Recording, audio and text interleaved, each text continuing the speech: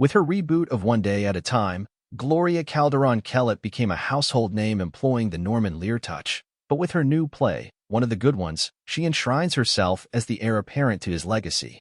The play, now making its world premiere at Pasadena Playhouse, follows a wealthy Latina family preparing to meet their daughter's very serious boyfriend for the first time.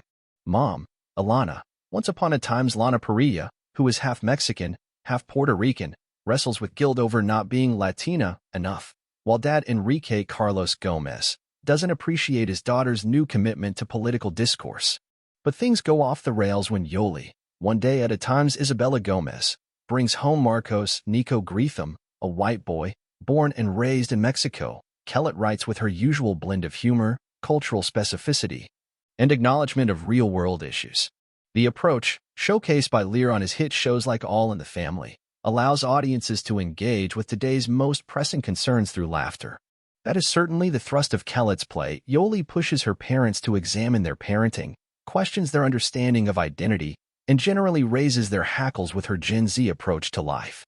They love her, but they don't want to hear about what they could have done better as parents or that Enrique's Cuban roots make him a descendant of white colonizers. But Alana and Enrique have no choice but to confront these more difficult questions of identity when Marcos is thrown into their orbit. Who has the right to call themselves Mexican? Alana, as the ancestor of both the Tonga peoples and Spanish rancheros who lived in California when it was still part of Mexico, but who doesn't speak Spanish? Or Marcos, who is whiter than an eggshell, but speaks fluent Spanish and has a Mexican passport thanks to his dual citizenship? This question ignites a heated conversation as Marcos and Yoli push Enrique and Alana to examine their prejudices and how they define the Latina population. For good measure, there's also a key exchange around the use of lading/a/o/e. While Enrique probes the notion of American melting pot, he ponders whether or not all that melting has led to some degree of erasure. It's an age-old question of what is lost and what is gained with assimilation, presented with a new, hip vocabulary and heaps of one-liners, as well as a useful salad metaphor. The moments where the play digs into these questions are its best, drilling down with humor and heart on topics with no easy answers. But Kellett tries to fit an entire season's worth of a sitcom's plot in 90 minutes. It would be more than enough to focus solely on this question of identity, but the play also brings an intergenerational trauma, the role of therapy, and even finds room to take a dig at influencer culture without ever returning to the topic despite it being Yoli's supposed job. Throughout the play, Alana and Yoli remind Enrique to take deep breaths before he loses his cool, but the text could have used some breathing room as well.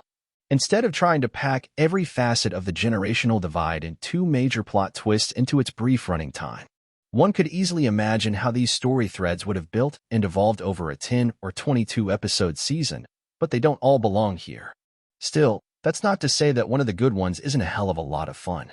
The play is anchored by 4 strong performances from its cast. Parrilla, who is half Italian, half Puerto Rican, is all flustered earnestness, a woman who wants to embrace her identity, but also feels pinned down by her guilt and discomfort with difficult conversations. As her foil, Carlos Gomez is all paternal machismo, but he deftly nails the depths of Enrique's vulnerabilities and love for his family under his bluster. Isabella Gomez walks a tightrope with her take on Yoli, making her both endearing and well-intentioned, while also capturing Gen Z's naivety and irritating tendency to morph any conversation into a platform for debate and the failings of those who came before them. However, Gomez is sometimes guilty of telegraphing a moment, rather than feeling entirely natural in her choices. While this play is about the family at its heart, it's Greetham who steals the show as Marcos, a well-meaning suitor who can't seem to stop digging the hole he's put himself in.